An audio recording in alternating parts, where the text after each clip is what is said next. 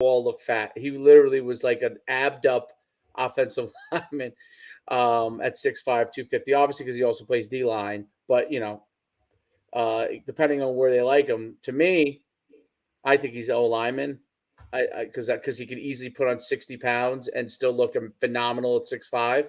So, um, but as a tackle, but it's it'll be up to them. But I thought it was those are the kind of guys that really fit our program well over the course of 6 months to a year, that they come out the other end, they're in a great position. And that's what I think the promo has continued to do for these guys one by one. And we have another new one that should be been pretty shortly as well. I think we'll be in that same kind of situation. We're filling in that sweet spot of guys that have the ability, um, but either just kind of haven't gotten out there, or there's a variety of reasons. I mean, there's a million reasons, but have the ability, number one, and we're able to put light on that and put them in a better situation. Yeah, and offensive lineman Ben Hartman sent me an update. They did the freestyle state championships wrestling. Yes, and they won the gold. His team won the gold. And just looking at him and how physically he's maturing. He's putting in all the weight room work. He's putting in all the work to get bigger, stronger, faster, more agile. He's walking on at Oregon State. They could be getting a guy who's just starting the rise, to peak. And that's what you want. I talked about about the portal, and we have the portal one as well, myfootballcamps.com/transfer. What you want in the portal, you don't want guys that are, former, 4-star kids that just didn't make it and they're kind of on the downside. You want guys that didn't make it or weren't known on the upside. And it's the same thing with this too. So, you could catch lightning in a bottle with one of these kids. Eventually this is only first year we've done it. We haven't seen anybody play a down of college football from the program yet, but there are guys like that. But talking more and more about, what coaches want, they want that kid that no one else really took a chance on, who has that, chip on his shoulder, is going to come in there, work extra hard and try to make something of himself, where the 4- or 5-star kids are great, obviously super talents. The draft is next week, or actually this upcoming week. A lot of those guys in the first round are going to be 4 stars, former 5 stars. But then there's the guys that, the 2s and 3s that were overlooked, that had to work extra hard to get where they are. And, in this day of college football with NIL, the portal, it's more important than ever to get those kids that have character, loyalty, work ethic, who aren't there to say, what can you make me, money wise? If you don't play me, I'm going to transfer. You want the kids that say, I don't give a crap about NIL. I don't give a crap about the portal. I'm here to, get better and be good. And so coaches are looking for that more than ever. And I think that's where they can find them here. There's no doubt about it. I'm looking at Ben Hart. So he won the state championship in at heavyweight in his first. It was his first year wrestling. I don't know. That's what he wrote here. First and last year of wrestling, and his team won the states, and he won the individual. Yes, I didn't know it was his first year wrestling. I thought he'd known how to wrestle before, but if that's his first year, that's even more impressive. And as an offensive lineman or defensive lineman, I mean, that's what you want. Amazing. I mean, the 2 dudes that came out of Iowa over the last couple of years, the 2 offensive tackles, yep, the center, and then the year before the tackle, both wrestlers, wrestled, at high level, grapplers. You get agility from that, you get leverage from that, you get strength in your legs from that, you get all that stuff too. So I always like offensive linemen or defensive linemen that wrestle, because they know how to play with leverage automatically. I mean, I haven't been in this on his site, and obviously once he in a while, but man, I'm watching him wrestle. This kid, when he gets there, this could be a gem. I mean, it's incredible how well he moves on his feet for a big guy. Well, and he's much, much better now than when he came to us. Yep. And that's on him. You Yeah, know, when I first saw his film from Texas, because remember he moved to Oregon for his right. senior year, he was okay but raw, and that's what the analysis was. You know, I put it on there. I said this kid could play. The first selling point was that he could play multiple positions. He could play tackle. He's got experience playing tackle, guard, center. Right. That was the selling point. You want a versatile lineman, and he could play defense. And when you sell versatility, you know, it's a double-edged sword. You know, versatility is great, but maybe that means you're not great at one particular position, and you haven't found your spot yet. Now, looking at him, he's a completely different human being. You know, and I'm not saying he's the next first rounder in the NFL. I'm not saying he's going to earn a scholarship immediately, but he's done the work on his part. So we got his name out there, got his film out there. They saw the difference between his film from his junior year to senior year. We got him relocated essentially because once you go from Texas to Oregon, you know, people lose track of you. They stop recruiting you. They stop making an effort. So we made it known that he's no longer in Texas for family reasons. He moved to Oregon. Don't lose track of him. Now, Oregon State, he kind of fell into their lap because he moved up there, and they could be getting something. And he's the perfect type of guy for them because if Ben Harmon is a preferred walk-on to the Texas Longhorns, he would never probably play or have a chance to play. You know, there would have to be 10 injuries ahead of him. You know, but Oregon State's that scrappy, angry playing football team. All those kids are 3 stars or 2 stars. They just whooped Florida this past year. They won 10 games this past year. Jonathan Smith's a great coach. It's kind of the perfect fit for him. Now, I don't know if he's going to be successful or not. I'm just saying that the kid that came to us is different than the kid we're seeing now. Right. Yeah, there's no doubt about it. It's amazing. That was very, just looking at that right now was so intriguing, and that's what the portal really will. Portal. I'm sorry. The promo, the promo will do. It gives you that opportunity. I think that's also what you said is so poignant that a lot of people don't realize. I think they will learn with the whole transfer thing is that you're gonna need guys on your roster that are willing to stay and be a bona fide part of your team that are going to build the culture for your program, because otherwise if you're just turning over like basketball, I mean basketball you could do it, you know, you could have somebody come in, it's only 5 guys, you know, you could turn it over your roster. But look, let's even take the greatest example of this in the one and done era back in the day with Calipari, where he was like, he decided he was going to turn over the roster basically every year. That was going to be his thing. And it worked for a while. But now it doesn't work. It didn't work because the culture changes. So you do need some linchpins of your program.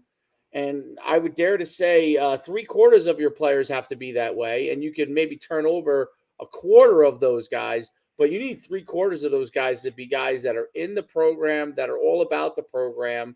And that when you bring in some of those transfer guys, those 10 or so guys, that they can't affect the culture in a negative standpoint if it doesn't work out for them. Obviously, if a guy transfers in, it works out for them, I'm sure they're perfectly fine. But there's also going to be instances where it doesn't work out for them.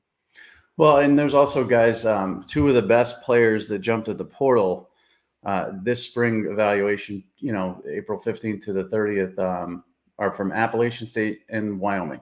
So these were guys that were under-recruited, overlooked, went off to a smaller school, had great success, and now they're moving upwards. And Oregon State's not a smaller school. I mean, they're a 10-win program and, you know, obviously on the upswing. But, you know, that's with the promo, you may land someplace, you know, FCS or, you know, Group of 5 or whatever. And then you have options, and that's what you want. And that's the other thing with options is like the goal. I tell people, you know, we've got some quarterbacks, you know, I mentioned Ronner, we got Tanner Huckfelt, 2025 from Houston, you know, and he DMs me and asks me, you know, the opinion. That's part of the promo. It's a year-long membership and you get to ask any questions you want.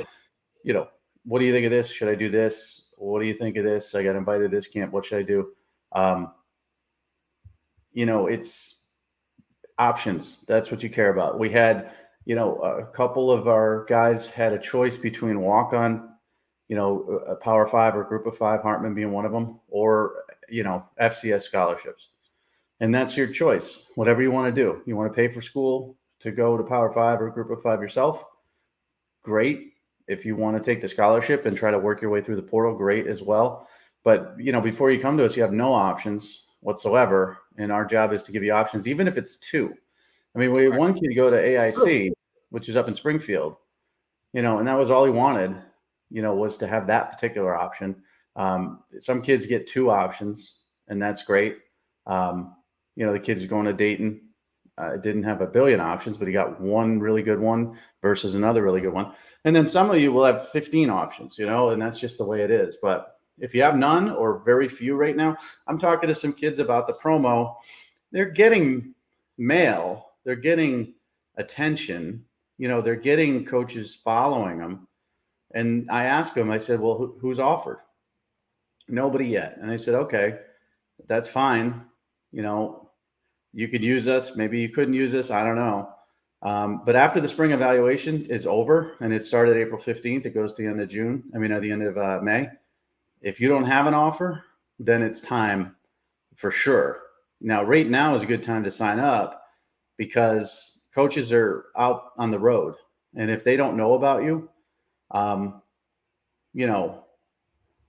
Rowe Guerrero, sorry. And I think it's Guerrero. I asked Coach Manis about that. He's the super fast corner wide receiver that we just started promoting. People are on the road in Georgia. They may not know about him. They may see it and they may, want to take a stop at his school. But without seeing it, they wouldn't know to be able to do that. And maybe they can't get to his school. He's a 2026, I believe, but next time maybe they will. Or maybe they'll invite him to summer camp or something. And that's all being formulated now. I know coaches. I used to help coaches a long time ago kind of work their schedules. I had guys, a good friend of mine a long time ago at Miami, when Miami was Miami, when they were winning national championships, and they were early 2000, late 1990 Miami. He would call me up and he'd say, okay, I'm coming to New Jersey. What school should I hit? Day one when I'm in North Jersey, anything on the shore. I'm going to be in South Jersey the next day. And we would go through the kids. And I wasn't helping them recruit kids, but I was helping them, I think it's a good idea. And this was really early in my career to go to, these particular schools. We got this 4-star kid who's at Irvington, that's probably worth a stop for you. That's what they're doing now, that they've got their schedule. If they're flying to your state, they know where they want to go. But if they learn about you late, they can add a stop. I mean, it's not like they're in college. They're in high schools 12 hours a day, but they can add a stop, an extra half hour. Yeah, and Buddy Rowe's 2025. By the way, Buddy Rowe's a great example. I mean, I watched his film and I was just curious if he was a track guy because of the way he ran and how smooth he was. And I looked up so 2025 means that he's a sophomore, going to be a junior. Right. He's already long jumped 21.11 as a sophomore, which is, I mean, just as a long jumper, basically if you're mid 22s, you're a Division I long jumper. I mean, he's almost a Division I long jumper, and he's only a sophomore.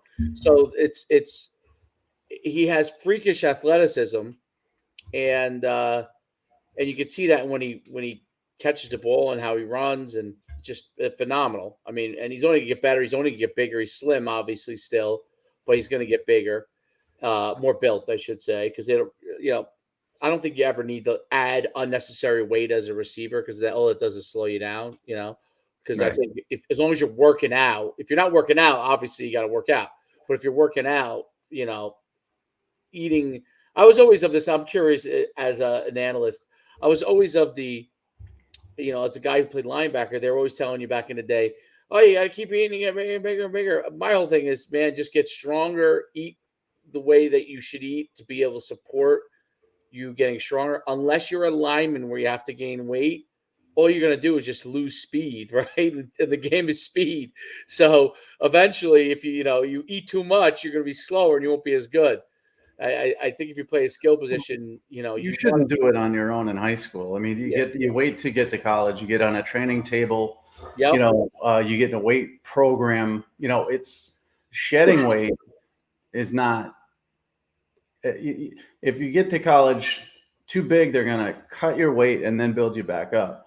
If you get to college too light, they're going to build you back up, and it's a lot easier just to build you back up. So, Yep. With kids like that, I mean, he's 165 pounds or whatever, 5'11" though. He's long. He's got long arms. I don't worry about that at all. There's a couple kids in the 2024 class, Midwest kids, 6'1", corner, 158 pounds. I don't care. I don't care. You're 6'1". You're going to be able to carry, 195 pounds. It's going to take you a little while to, build that up. But I don't care about the weight. I care about the speed. And he, Buddy Rowe's very, very fast. And, that's the other thing too. If you're fast and you're a track guy, you're going to play special teams, most likely. So, the first video I did of him was offensive. The next one I'm going to do has more, some defense in it, because he could play either. But I've made sure there was special teams in there too, because that's going to make everybody, versatility. As I mentioned, Hartman being able to play all 5 line positions is still important. Now that he's better, stronger, faster, more athletic, it's important that he has that versatility. But now he's a better football player with that versatility. And Buddy Rowe has the versatility of offense, defense, special teams. He's just got to keep getting faster, getting better, and all that stuff. The rest will take care of it as far as size. So, there's no doubt. But that's another thing. I mean, it could be a simple question that anybody asks. Listen, I'm on the, I'm in the promo program. I'm getting interest. I got some coaches telling me I'm too thin. I got other coaches telling me that they'll build me up when we get there. Which do you think? And my answer to them would be absolutely. Don't worry about weight right now. Worry about speed and getting better.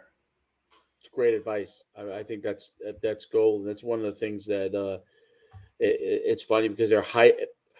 When you're playing in high school, your high school coach, and I understand their side of it, is thinking about the immediate needs of the program, but in the long run, if you're a receiver, like you still want the most speed you can. Like that's all that really, to me, that's the biggest thing that matters for the main skill positions is, any skill position now, even linebacker, D end, I'll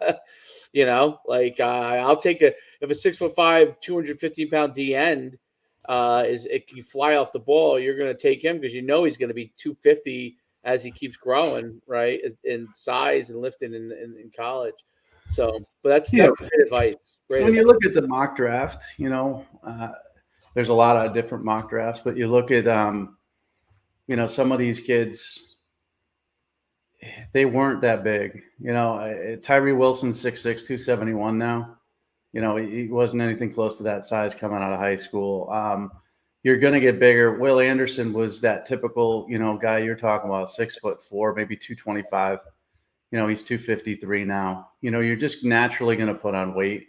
As long as you're, I don't know, just improving as a football player. Bijan Robinson was 185 pounds out of high school. He's 215 now. On and on it goes. I just think it's a lot easier to build up than it is to break down. And I know kids who have gone to school. And the other thing is, the school recruited them as a 330-pound lineman. Then the coaches got fired. And the new coach wants his guys to be zone blockers at 300, 305 tops. So then that kid has to, trim down 30 pounds because what? I don't know. It's just, to me, be in football shape, be as athletic as you could possibly be. If you get to campus and they say, we want you 315, they get up to 315. If they say you want you down to, 285, get to 285. Don't think about the weight and all that stuff. Especially some kids, they just can't afford to eat right, period. Especially now. You'd think that's an old thing. It used to be like, oh yeah, this kid's from South Jersey, man. He's at Camden, family struggling financially, blah, blah, blah. Wait till he gets to a real training table with real food. Well, it's 2023. The economy's worse than ever. And some kids just can't afford a proper training table. So they're getting by on snacks and garbage. And when they get to college, they're going to fix all that as far as nutrition is concerned. So we're going to talk about Alabama real quick. Yep. So there's panic. I saw somebody saying Alabama's going to be 7-5 if the quarterbacks play this way. So you got Tommy Rees as the new offensive coordinator. Jalen Milroe, the 4-star kid from Texas who was committed to Texas, decommitted, went to Alabama. He's the incumbent starter, so to speak. Bryce Young's gone. And then Ty Simpson, who I had as a 4-star coming out of high school, very good player. He hasn't played, but he's competing with him for the job. Milroe threw 2 picks. Simpson won. Simpson completed like maybe 35% of his passes. Milroe like 48%. Panic ensues at Alabama, and I'm not panicked. But even Saban was saying, listen, we try not to go to the portal. And he didn't say this exactly, but we try not to go to the portal. But it's been successful for us. Jahmyr Gibbs, Henry To'oTo'o, Jameson Williams, stuff like that. If there's a quarterback, we'll go get him. But I think that's more of a message to his quarterbacks to get your head out of your butt and get better than it is for him to, go into the portal or bring somebody in now. What do you think is the issue with them? I mean, they were basically both. Simpson was under 50%. Milroe was around 50%. Right. Which is not very good, especially now with everybody running short routes half the 3/4 of the time. So to be 65% is like the new 50%. Right, because there's no play action bombs, unless you in the old days, that's how they did it all the time. Now you run so many crossing routes and shallows and short routes and comebacks that there's no reason to not be 65. Yeah, exactly. I think he's just not he's Jalen Hurts is who he is. So Jalen Hurts came from the state of Texas to Alabama. He was raw and athletic, a thick kid who could run, but wasn't overly accurate. Lost his job to Tua because of that lack of accuracy. Went to Oklahoma, became an accurate quarterback for the most part for one season, and now he's the highest paid player in the NFL. It takes time sometimes for your mechanics and your vision and all that stuff to catch up. Milroe doesn't have a lot of experience. He looked good in the spring game last year. He played a little bit when Bryce Young was hurt this past season, but he doesn't have a lot of reps. And Simpson hasn't played at all. So I think it's just one of those situations where maybe the defense is ahead of these guys, and they're going to need time to come around. And I'm not panicked by it.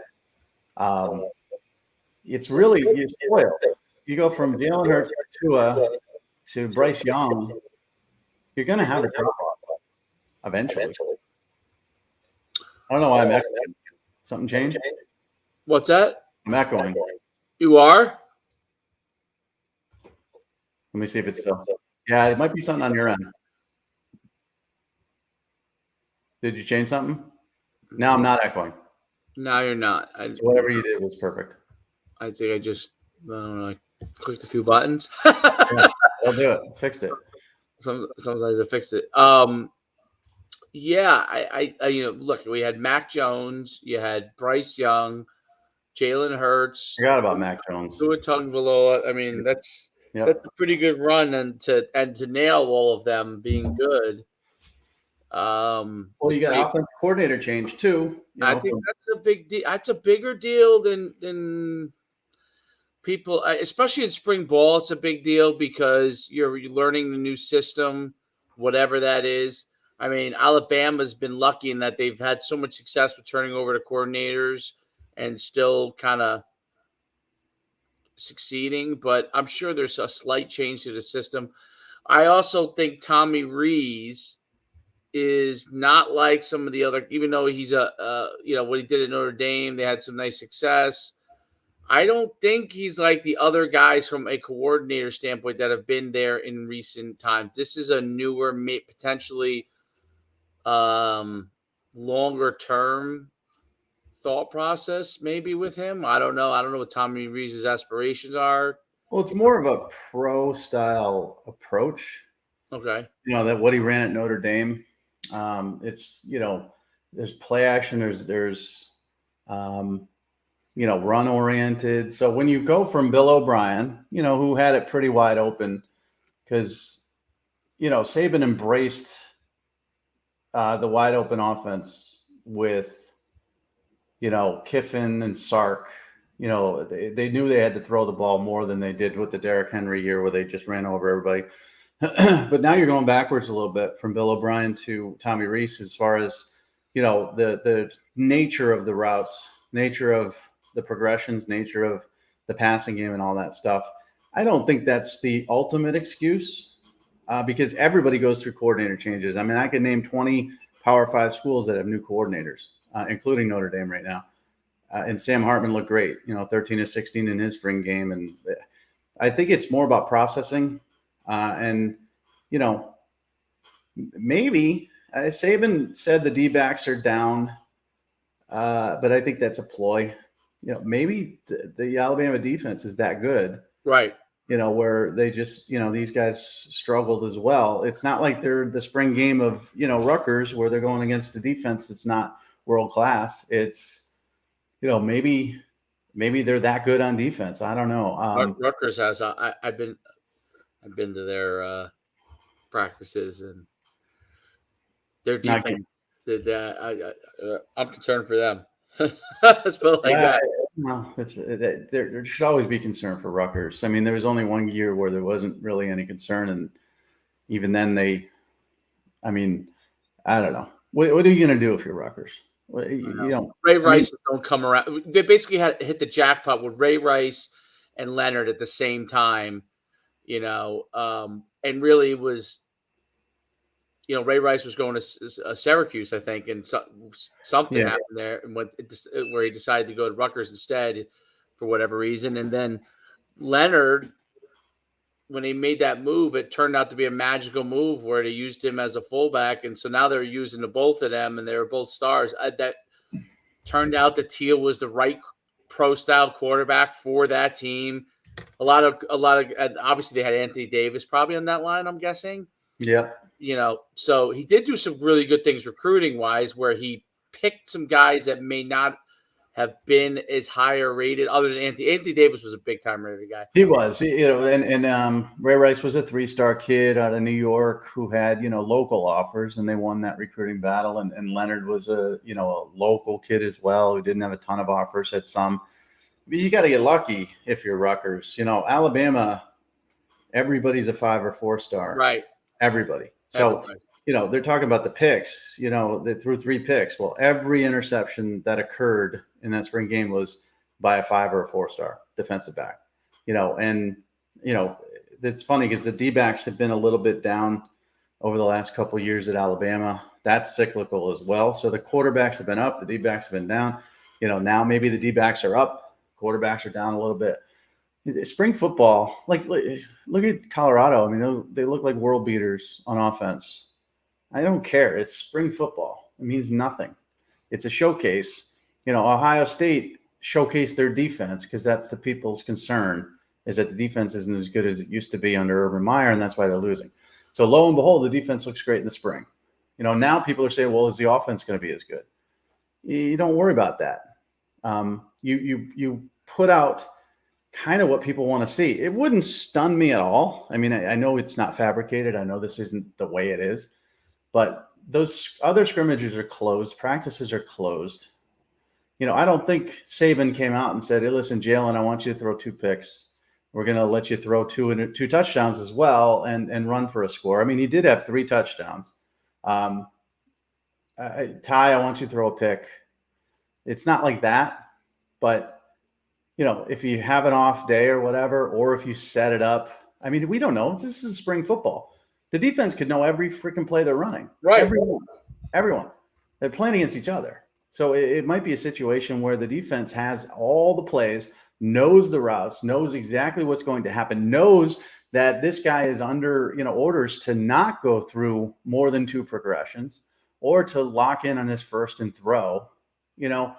There's so many variables. So when people freak out about a spring game, I never worry about it, especially with it's Alabama. I did see some people saying 7-5 if they play. They're never going to go 7-5. Not under Saban. Not ever, never, ever. So the concern is, do they go 10-2 and miss the playoff again? And that's Alabama's biggest problem. So, but I think Milroe will be fine. I think he's Jalen Hurts. Maybe Ty Simpson is Tua. maybe they get to a certain level with Jalen Monroe, and then Simpson takes over like Tua did. Alabama is going to be just fine. But I like to see the panic a little bit because those fans, you talk about Rutgers, those fans live in hell. Alabama fans don't understand what it is to have real problems. Right. And so maybe this spring is going to give them, a thought of that they have real problems. But try being a Rutgers fan for a day. That's got to be tough. I know some. It's not fun. Only could be trumped by being a UConn fan in football. That's why we have basketball season. Although Mora's doing a great job, so I got to give him credit. I mean, he did a great job building. With Randy Edsall, let that thing fall apart. And took his money and he got his son paid and ran. And Mora did a great job turning it around. And even UConn had that 1 year. They go to the Fiesta Bowl and everything sort of fell into place there. And then Edsall leaves. This Shano had this thing rolling, and then he left. And that's not his fault. I would take the Tampa Bay job if you're paying me that much money. And then similar to Edsall, same thing. They couldn't find a solution, so they invite him back. The sequel's never as good as the original. I agree, and that's where Rutgers is, but it's better than it was under Ash or under Flood. Definitely. But in the whole scope of things, I do some writing for a website that covers Illinois football. And I always, it's weird because I've always covered the 5-star kids going to Ohio State and Alabama and Clemson and, LSU and on, and Georgia. Now I'm covering recruiting for Illinois and stuff. Those fans have to understand what they are. If they go 8-4, they should celebrate like they won a national championship. And just, last season they won 8 games under Brett Bielema. They weren't supposed to. It was a great season. Now they were a little disappointed because I think they lost 3 of their last 4, or down the stretch they lost 2 important games, and they could have won the West and they didn't. And so there's this little disappointment there. But you're an 8-4 team. Rutgers, you're a 7-5 team at best. That's what you got to like and live for. And if you get impatient with that, like BC did with Tom O'Brien, they got tired of going 9-3, 8-4 every year. And they got rid of him, and they brought in Jagodzinski, and they went, lo and behold, they won 10-10, 10-11 games, back-to-back seasons, went to the ACC title game. But it turned out he was he was winning with O'Brien's players. And then since then, they just haven't been good. So, Schiano's great for Rutgers. If you go 7-5, enjoy it. But you're not going to beat Michigan. You're not going to beat Ohio State. You're just not. Sorry. It's life. Yeah, I mean that's just how it is. There's no other way to put it any other way differently. I think Alabama. Did Auburn have their spring? Yeah, everybody's done. I think this was the last weekend of spring games. Well, I thought Auburn had theirs a weekend ago. It was in the pouring rain. They announced an attendance of 17,000, and there were literally 3 people there. Okay. But that's not a reflection on the program, the fans, or Hugh Freeze. It was just unbelievable, like Noah's Ark rain. But they're rebuilding entirely. They don't have a set quarterback. They don't have this quarterback issue where they're choosing between 2 4-stars. They don't have depth at a lot of positions. They went from Gus, who left the offensive line unrecruited, to Harsin, who had a year and a half really, who never got it done. So now Freeze is kind of starting from the bottom. So they're a couple years away from even being thought of as an Iron Bowl winner. And they almost that's the funny thing, they almost beat Alabama in the Iron Bowl. But they're not going to be a contender in the SEC for a couple of years. Yeah, I agree with you. Who else looked good in spring ball that you thought was, or maybe a surprise? Well, it's hard to tell. I mean, USC, Caleb Williams, I think played 1 series. So how good do we know USC is going to be? He's really good, obviously, if he stays healthy. They won 11 games last year. The Utah loss, it kind of knocked them out of, and he said they did 2 Utah losses. Florida State, it's hard to tell how good they're going to be. But these are teams that I see outside the top 10 last year. Well, the Texas LSU. thing I thought was interesting. Yeah, yeah. I mean, obviously, Manning played, but he's not ready. Ewers is the guy. They look good. They got a good trio of wide receivers. Solid running game even with Bijan gone. They were 25th in the AP poll at the end of the season, so they have a chance to move way up. LSU has a chance to move way up. I think USC, Florida State are teams that I would be excited about. South Carolina hoping to take that next step after finishing beating Tennessee and Clemson. It's the interesting thing to me is like, how good is Penn State going to be? They went 11-2 last year. With Sean Clifford, they got Drew Allar now. Great 1-2 punch, a running back, okay wide receiver, solid offensive line, good defense. But the problem is they play Michigan and Ohio State. So are they going to go 10-2 again in the regular season, be locked out of any sort of playoff hope? Tennessee, they went 11-2 last year. Hooker's gone. Hyatt's gone. Tillman's gone on the offense. Are they going to be able to replace those guys effectively? So I'm looking at those teams like, can they replicate what they did, and what teams outside of the top 10, can move up? And to me, the dangerous ones, Florida State could win the ACC, USC could win the Pac-12, could be playoff contenders. Yeah, interesting. Well, what's interesting is that the next best thing is what, the draft. I mean, is that what we're looking to? Yeah, it starts, I think, Thursday, or maybe Friday. I can't remember. The draft. With all the quarterbacks, now there's 5 mocked in the first round now with Hooker late in the first round. Where are the quarterbacks going to fall? That's it. And then after that, then it's just awful. I mean, there's nothing for football after the draft until August. Brutal. Brutal. And I think I'm echoing now. I didn't do anything, but we should probably wrap it up because we got a late start. Let's wrap it up. myfootballcamps.com/D1 promo for high school football players. I don't care if you're 2027, 2028, or you're 2024. If you need social media promotion, you need promotion to coaches, you're going to get it. You will get attention, just proven. There hasn't been one issue on anybody who's gone more than, now that we don't do the one-timers. The one-timers are a one-off. Sometimes that works, sometimes it doesn't. But if you do the 6-month or 12-month program, which is all we offer now, you're going to get attention, period. The portal, myfootballcamps.com/transfer. The portal is open for 6 more days. When it closes, there's going to be even more kids without homes. So if you're looking for social media promotion on that, hit us up. Absolutely. There's nothing more to say other than that. It will make a gigantic difference for you. Until next time, we will see you soon.